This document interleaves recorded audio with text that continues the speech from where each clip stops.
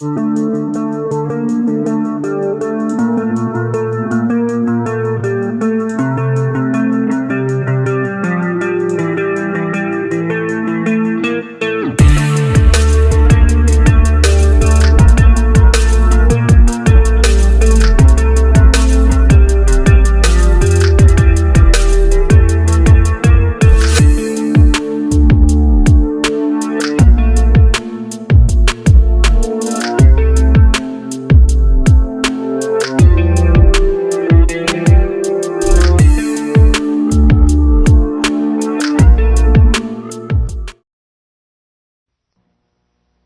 world's best.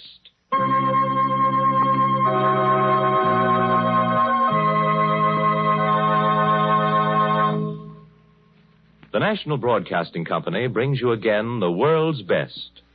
Stories of love and hatred, of beauty and death. The world's best. The works of the greatest authors in the history of literature. Dickens, Dumas, and Voltaire, Joseph Conrad, Chekhov, and de Maupassant. All these authors and many, many others are represented on this program in radio adaptations by Ranald R. McDougall. Enjoy the world's best.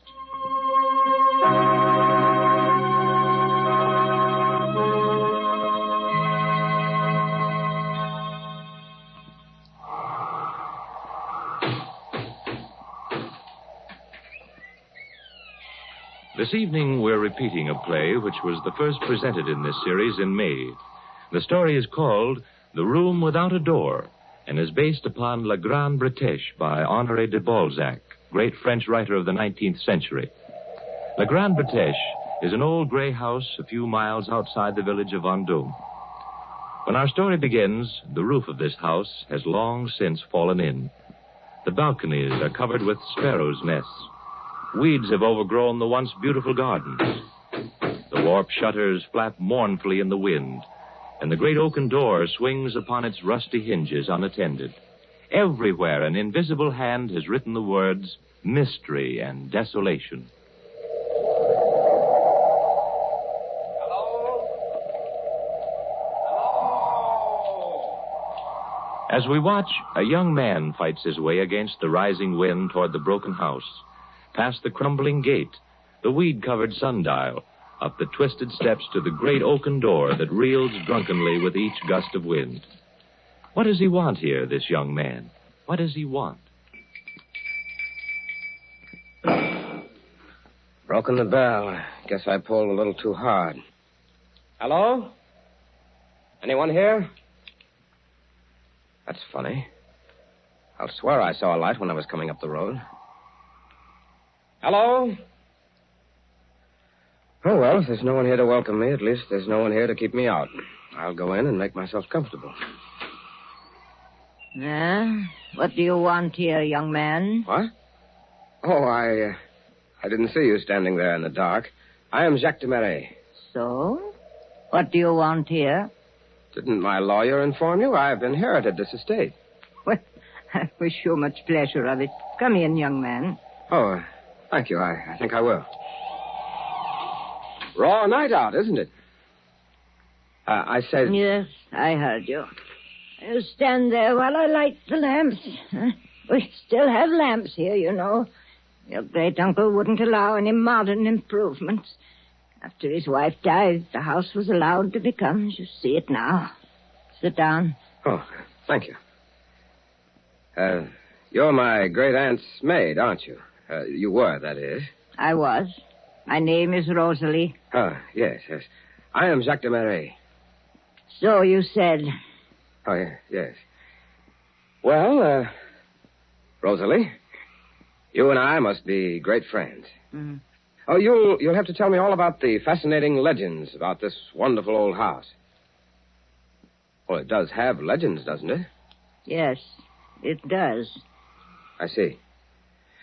Well, that's fine. Now, may I look around? Well, nothing to see, only empty rooms. You can see them in the morning. In the morning? Oh, yes, I suppose I might as well stay the night now that I'm here. You can have my bed. It's the only one left in the house. Well, that's very kind of you, very. There's no other furniture left in the house, I think you said? None. except the bed and the chair you're sitting in. It belonged to your great-uncle. He sat there after your aunt died, from dawn until dark. And after dark? He slept in that chair also. He never left this room. But the rest of the house? He was afraid to go into any other room but this. Afraid? Why? Are there ghosts in the house? Perhaps. No one is sure. Your aunt knew, but she died without telling. I don't understand. Nor does anyone. But you shall hear the story. It was your uncle's last wish. He asked me to stay here until you came. Give you this. Here. The light's dim. Oh, it's a silver crucifix. Looks like Spanish work. Figures beautifully done. It was your aunt's. She died with it in her hand, staring at the room without a door. What's that? It is the curse of the house, and the story your uncle asked me to tell you. On the floor above, overlooking the gardens, was your aunt's parlor and bedroom. She also had a tiny dressing room once, no windows in it, just the door, which is gone now. That's the room I told you of, the room without a door. This house is like an old man now, but once these rooms were filled with laughter and gay voices. Your uncle was a brilliant man, and your aunt a beautiful woman. They entertained often, and those they invited were happy to come. I'm so happy that you were kind enough to ask me here, Josephine. Your evenings are always so delightful. Josephine. Oh, sorry, Amelia. I didn't quite catch what you said. I was looking at that dark young man over there. I don't believe I know him. Oh, I thought everyone knew. That's the Spanish officer. What's his name? Oh, dear. Oh, my. Oh, well, Spanish. I do wish the French uniforms were a bit more on the exotic side, more tights and less braid, you know, but then...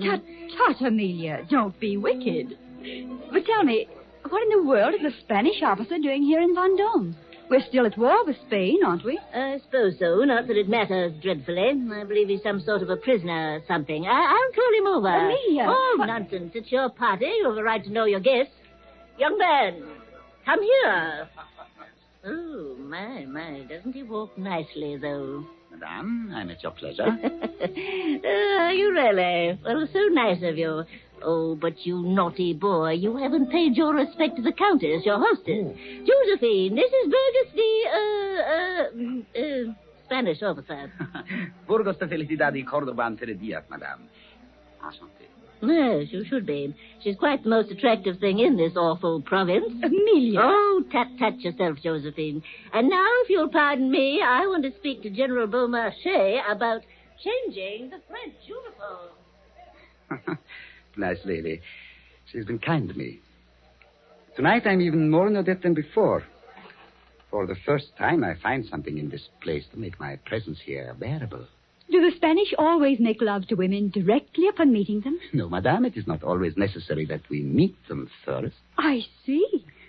Tell me, Don Ferrer-Diaz, I'm curious to know why you're here in Vendôme.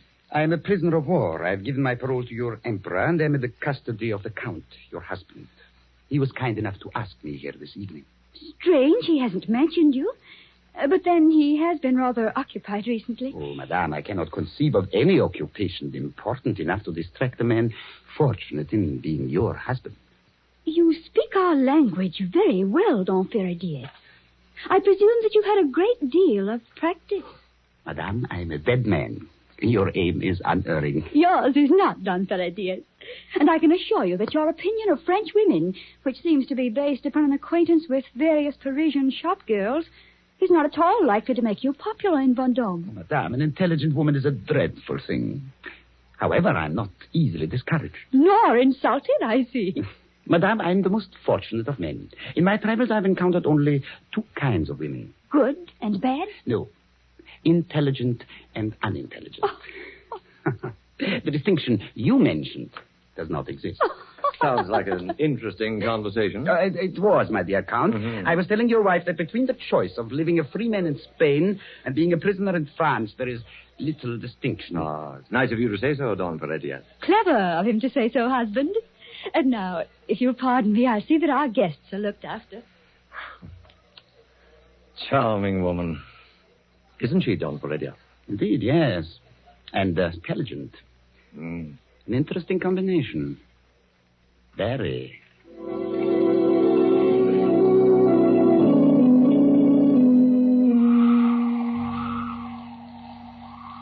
He was a devil, that Spaniard.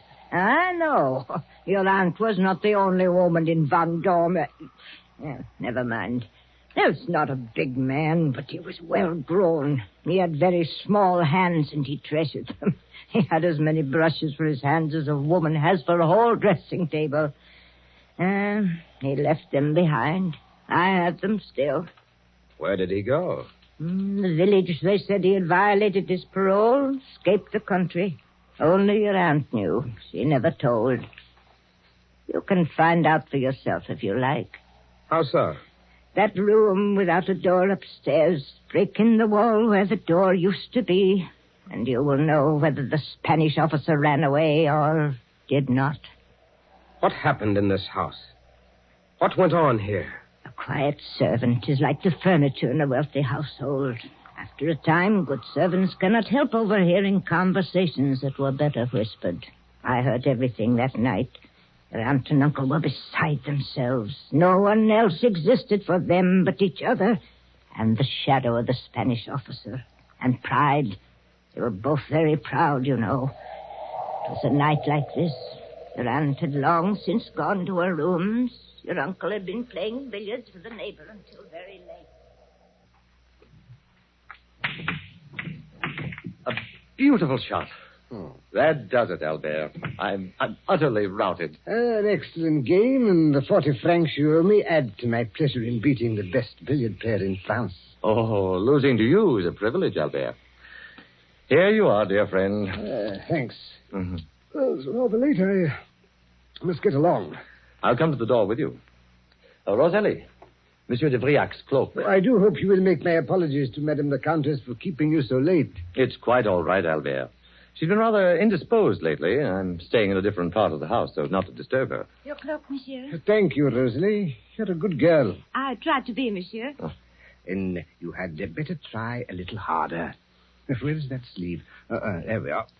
Yes, Rosalie, I hear vague rumors that you and the Spanish officer have been seen. But this is not true. That will do, Rosalie. Run along and cover the billiard table.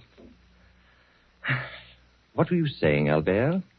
Have Rosalie and de Ferredia been seen together? Several times, walking on the hill. It's nothing serious, though, just gossip, I expect. But they say that de Ferredia has been seen wandering about your mansion, Count. Oh, dear. I'll have the Countess speak to Rosalie about it. And thank you for telling me, Albert. I thought you should know. Well, good night, Count. Good night, my dear Albert. And thank you again. Careful of the steps. Right. Good night. Good night.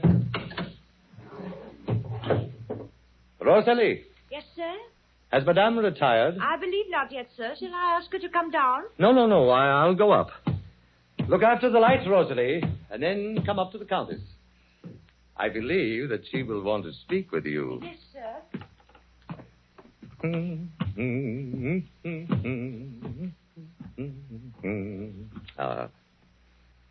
Here we are. Well, that's odd. She never talked to herself before.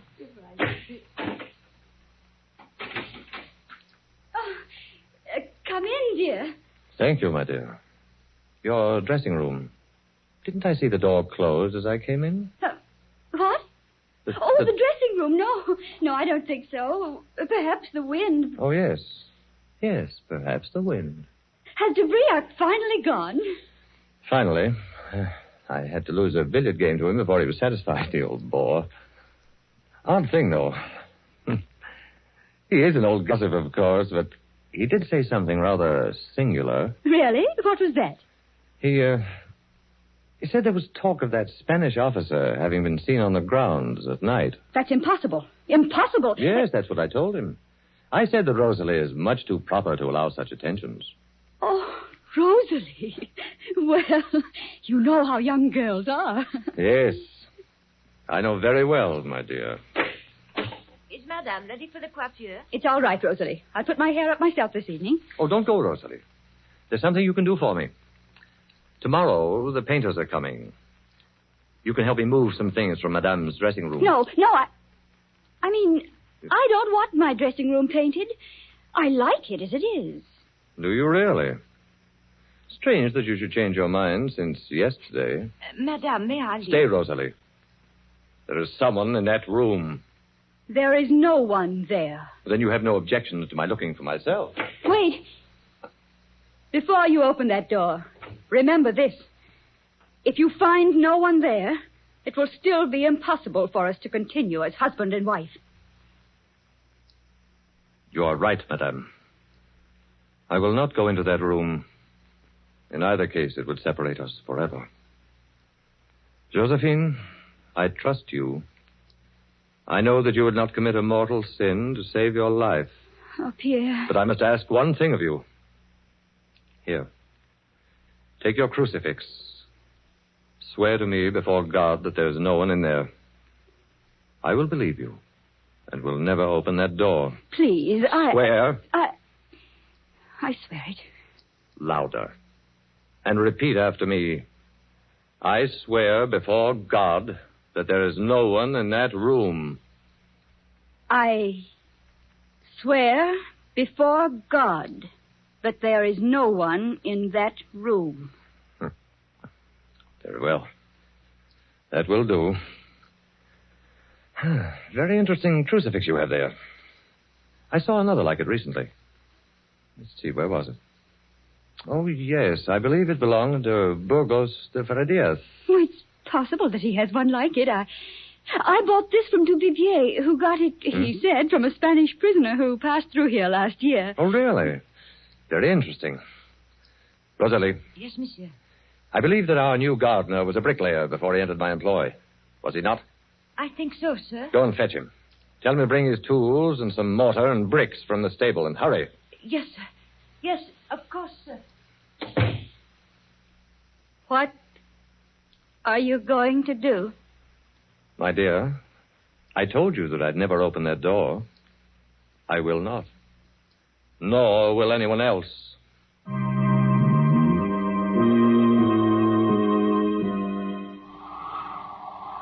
So I went after the gardener and told him to bring his tools and material. He was angry at being wakened, but when I told him what had happened, he became very quiet. I went back to your aunt's boudoir. I found her talking with your uncle. It seemed as though everything was all right. But there was an awful quiet in the air, as though we all expected a shriek of anguish at any moment. I kept looking at the door of the tiny dressing room, expecting it to open. It never did, nor has it from that night. Soon Jean came with the bricks and his mason's tools. Jean, I want you to wall up that door. The door to that room. Tomorrow you shall be given 5,000 francs, providing you leave this place and live where I tell you. And each year for the rest of your life, or until both the Countess and myself are dead, you will be given 5,000 francs. That is the price for your silence as to what you are about to do. Agreed? Oui, monsieur. Then wall up that door. Count, before you do this thing, open the door and look into that room. Why, my dear, there'd be nothing to see. You've sworn that there's no one in there. Pierre! You have sworn it, my dear.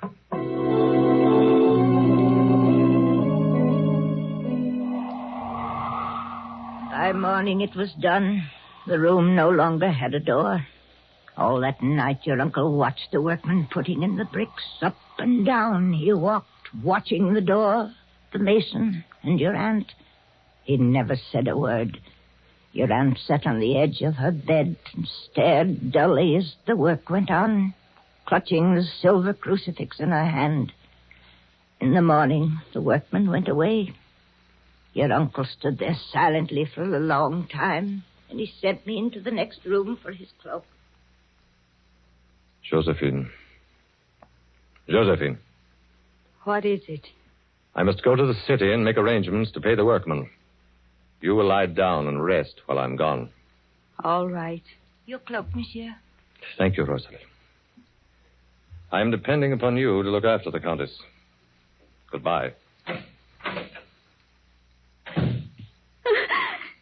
Rosalie, madame. Did the workman leave his tools here? Oui, madame, here they are. Oh, give me that trowel. Quickly. Help me take out the bricks. Oh, hurry. Oh, let me do it. I saw him put them in. We must take them out again. Help me, Rosalie. Allow me to help you, my dear wife. Pierre. I came back for that purpose. Well, Pierre, you must let me open that door. You must look into that room. I will never look into that room. You must, Pierre. You... Listen. What's that? What's that? The wind. Pierre, let me open that wall. Please, I beg you. There's nothing in the room you'll be ashamed to see. I swear it to you. I wanted to have a cat. And I knew how much you hated them. That's all that's in the room, Pierre. A cat. I swear it. You've already sworn that the room is empty. But the cat, he will die. I don't like cats.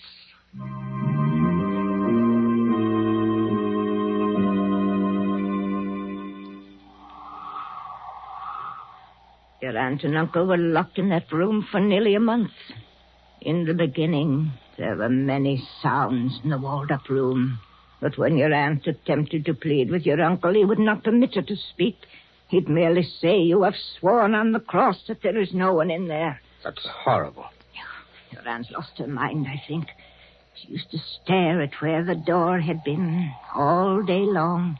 And even at night, by moonlight, I could sometimes see the glint of her eyes staring at the door.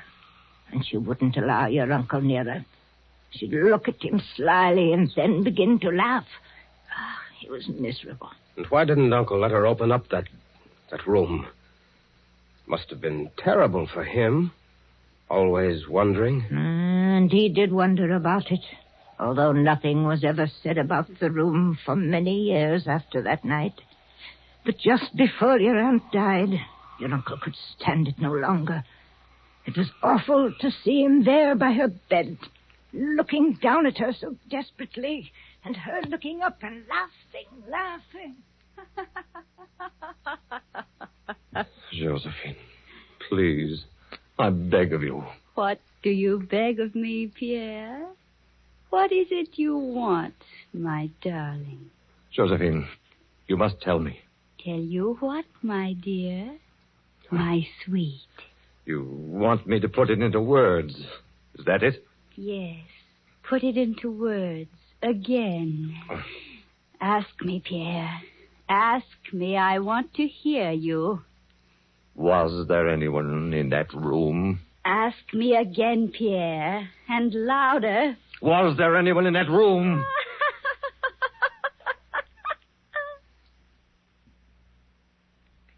Josephine, listen to me. Yes, my sweet, my precious. You are going to die, Josephine. I will not die. Yes, you will die. And not long from now. Each second that passes brings you closer to the grave. What do you want now, madman? You can't hurt me anymore. I'm finished. Dried out. There's no pride in me. No spirit. No love, my darling. Nothing that would be of any use to you or anyone. All my life is contained in that room without a door. When you walled it up, you locked away everything that was beautiful between us. Now, what do you want with this talk of death? Tell me what I wish to know. I will not tell you. I swore that the room was empty. I pleaded with you to open it and see for yourself. You would not. Let the matter rest as it is. Josephine, Yes or no? Was there anyone in that room? Look for yourself. Josephine, you're dying. It doesn't matter. You said yourself there's nothing left in you. That's true of me also. And I will die soon, too. But you will die in peace. Look for yourself. Josephine! Look for yourself, do you hear me? If you want to know whether or not the room is empty, open it up and look for yourself. Then you'll know, not before. I'll never tell you, Pierre. I'll never tell you. I'll never tell you. Rosalie. Yes, sir. You saw the beginning of this. You'll stay and see the end. Don't leave us, Rosalie, until we are both dead. Oh, God have mercy on you both. Yes, quite so. Look for yourself. Oh, Rosalie, look after her, please. I'll not come here again. Oh, sir, perhaps if you would... No, it's no use. There's nothing to be done. I will never look into that room, and she will never tell me. Look for yourself.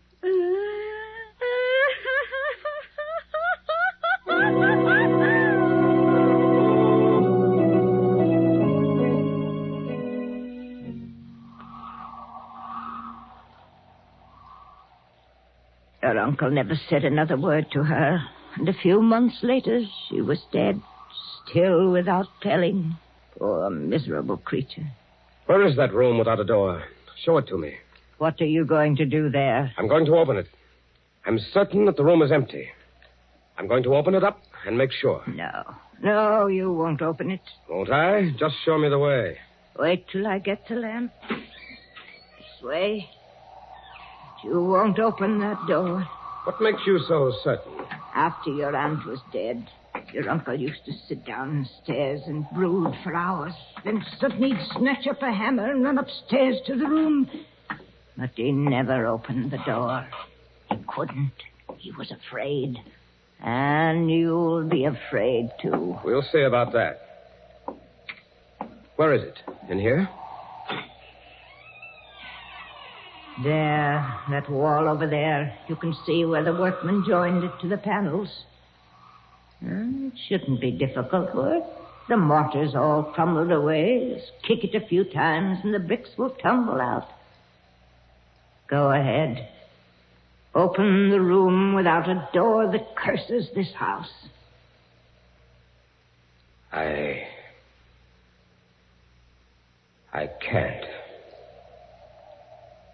If it's empty, my uncle ruined his life and my aunt's. If it is not empty, no, I can't. Leave it as it is. Leave it as it is. Your uncle used to say that. Leave it as it is. The room without a door.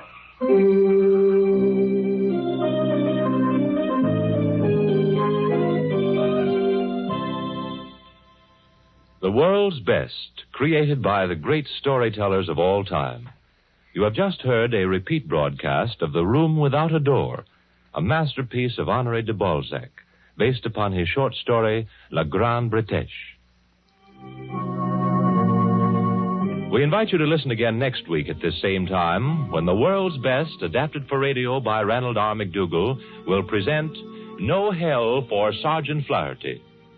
Appearing in The World's Best story for this evening were Helen Clare as the Countess Desmarais, George Baxter as the Count Desmarais, Irene Hubbard as Rosalie, Myron McCormick as Jacques Desmarais, and Peter Capel as Bergos de Faradieth. The supporting players were Ethel Owen and Alfred Shirley. This is the Blue Network of the National Broadcasting Company, RCA Building, Radio City, New York. Radio City, New York. Radio City, New York. Radio City, New York.